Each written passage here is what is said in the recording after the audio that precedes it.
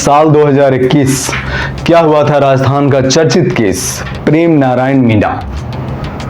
आखिर क्या होता है जब आपकी हत्या हो जाए और हत्या करने वाला कोई और ना हो, आपके घर का ही कोई मेंबर हो जिस पे आप सबसे ज्यादा भरोसा करते हो, कैसा होता है?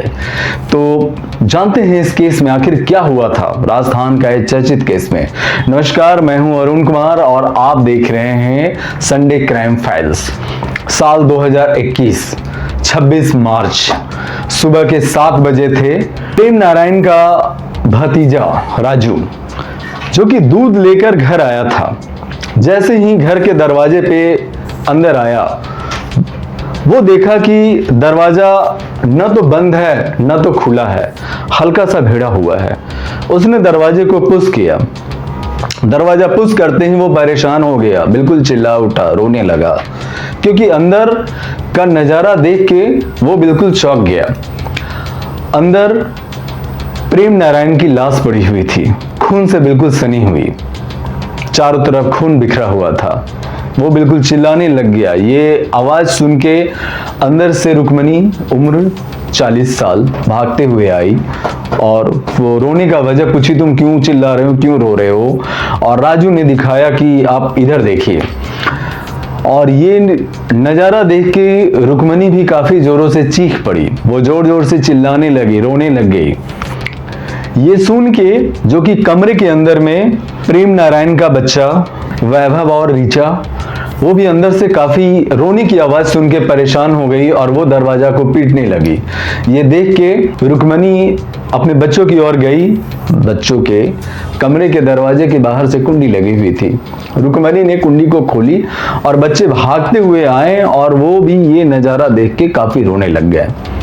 देखते ही देखते, चूंकि ये गांव का सुबह का 7 बजा था और लोग अभी अपने घरों से बाहर निकल ही रहे थे और ये खबर बिल्कुल आग की तरह फैल गई। पूरा गांव इकट्ठा हो गया। पूरा गांव ये सीन देख के परेशान हो गया। सब लोग यही सोचने लगे कि आखिर सरकारी स्कूल टीचर को किसी से क्या दुश्मनी हो सकती है। प्रेम नारायण एक सरकारी स्कूल टीचर थे जिनकी पोस्टिंग मध्य प्रदेश के गुना जिले में था। देखते ही देखते किसी गांव वाले ने इसको इन्फॉर्म कर दिया और कुछ ही देर में वहां के एसएचओ और इन्वेस्टिगेशन टीम पहुंच गई। इन्वेस्टिगेशन टीम पहुंच के अपनी जांच पड़ताल शुरू कर दी। कुछ ही देर में बॉडी को पोस्टमार्टम के लिए ले जाया गया और पोस्टमार्टम रिपोर्ट में ये पता चला कि हत्या लगभग 6 से 7 घंटा पहले किया गया होगा। ये सोच के पुलिस इन्वेस्टिगेशन टीम काफी परेशान हो गई कि आखिर ये पहली बात तो कि एक नॉर्मल सरकारी स्कूल टीचर का किसी से दुश्मनी क्या हो सकता है, और दूसरा कि जिस रूम में बच्चे सो रहे थे उस रूम का दरवाजा आखिर बाहर से लॉक क्यों था? आखिर हत्यारा कहां से अंदर आया होगा, कैसे अंदर दाखिल हुआ, वो कौन हो सकता था? क्या वो कोई जानने वाला था या कोई अनजान था? दूसरी चीज, पुलिस के सामने एक बहुत बड़ी चुनौती आ गई और इन्वेस्टिगेशन टीम ने इस और छानबीन करना शुरू की कि आखिर जब ये स्कूल टीचर 20 से 25 दिन के अंदर में ये छुट्टी लेकर आते थे घर, तो इस बीच में आखिर पत्नी को साथ होने के बजाय वो अकेली क्यों सो रही थी? वो अपने अलग कमरे में क्यों थी? प्रेम नारायण आखिर आंगन में अकेले क्यों सो रहे थे? ये बात इन्वेस्टिगेशन टीम को काफी परेशान कर दी। इसलिए इन्वेस्टिगेशन टीम ने सोची कि क्यों ना इस नजरिए से इसका इन्वेस्टिगेशन शुरू किया जाए, और ऐसा ही हुआ। इसमें इन्वेस्टिगेशन टीम ने पूछताछ के लिए पहले बच्चों को अकेले बुलाई और बच्चों से अकेले में पूछताछ करना शुरू की। पूछताछ में बच्चे ने लेटर लाके उनके हाथ में दिया। वो लेटर में लिखा हुआ था, जो लेटर प्रेम नारायण की बड़ी बेटी जो कि ऑलरेडी शादीशुदा है, जिसकी 2 साल पहले ही शादी हो गई थी, उसने ये लेटर अपने डैड प्रेम नारायण को लिखी थी, जिसमें लिखी थी कि आप जो घर में नौकर रखे हुए हैं वो नौकर आपको नहीं रखना चाहिए था क्योंकि उस नौकर से मम्मी का अफेयर चल रहा है। ये लेटर पढ़ के पुलिस बिल्कुल हक्का बक्का हो गई। इन्वेस्टिगेशन टीम को एक बिल्कुल नया नजरिया मिल गया ये सोचने का कि आखिर ऐसा भी कुछ हो सकता है या ऐसा कुछ हुआ। उसने बड़े प्यार से बच्चों से और ज्यादा पूछताछ करना शुरू कर दिया। पूछताछ में पता चला, बच्चों ने कंफर्म किया इस बात को, ये हत्या किसी और ने नहीं, मेरी मम्मी ने की है। क्योंकि मैं हमेशा, हम लोग मम्मी के साथ सोते थे और उस दिन मम्मी ने हमें फोर्सली अकेले इस कमरे में सुला दी और बाहर से कुंडी लगा दी। दीदी ने ये लेटर पापा को लिखी थी, लेकिन पापा को ये लेटर हम लोगों के हाथ लग गया और हम लोग ने पढ़ के ये लेटर पापा को नहीं दिया ताकि वो और ज्यादा परेशान ना हो जाए, इसलिए ये लेटर हम लोग छुपा दिए थे। ये बात दोनों बच्चों ने इन्वेस्टिगेशन टीम से कहा। पुलिस नए तरीके से इसकी जांच पड़ताल शुरू कर दी। चूंकि ये बात की कोई पुख्ता सबूत नहीं था, बच्चे कह रहे थे, लेकिन इस बात का कोई ऐसा पुख्ता सबूत नहीं था। इन्वेस्टिगेशन टीम ने रुक्मणी देवी को इंट्रोगेट के लिए बुलाया। रुक्मणी देवी पहले तो कुछ नहीं बोली, बिल्कुल चुप रही और खामोश रही, लेकिन बहुत ज्यादा फोर्स करने के बाद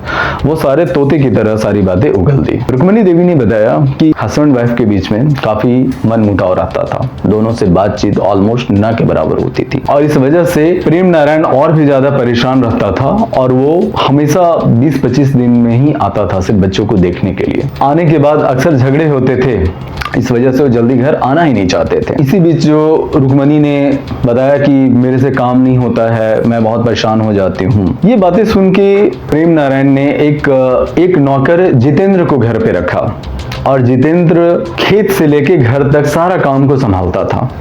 सारा काम को संभालते संभालते वो कब रुक्मणी के करीब आ गया ये पता नहीं चला और रुक्मणी और नौकर के बीच में अफेयर हो गया। क्योंकि घर पे प्रेम नारायण नहीं होते थे, वो काफी दिनों में आते थे, तो इस बीच उन्हें कोई रोक ठोक नहीं होता था, वो आराम से मिलते थे, आराम से बातें करते थे। इसी बीच लॉकडाउन का समय आ गया। लॉकडाउन में स्कूल की छुट्टियां हो गई थी, वो घर पे काफी लंबे टाइम रहने लग गए। इस बीच दोनों को मिलने में काफी परेशानी होने लग गई, दोनों को मौका नहीं मिलता था आपस में बात करने की। और इसी बीच शायद प्रेम नारायण को इस बात का अंदाजा हो गया था कि दोनों के बीच में कुछ चल रहा है। ये बात नौकर और रुक्मणी दोनों को पता चल गया। तभी इसने फैसला किया कि कैसे प्रेम नारायण को रास्ते से हटा दिया जाए। और इसी बीच रुक्मणी देवी की बड़ी बेटी घर आती है और वो नौकर और माँ को आपत्तिजनक हालात में देख लेती है और वो ये फैसला करती है कि वो एक चिट्ठी लिख के अपने डैड प्रेम नारायण को बताएगी और ऐसा ही की, लेकिन वो बच्चों के हाथ में लग गया। आगे रुक्मणी और नौकर ने मिलकर एक प्लान बनाया कि कैसे प्रेम नारायण को रास्ते से हटाया जाए और इस प्लान में एक और आदमी को शामिल कर लिया गया जिसका नाम था हंसराज।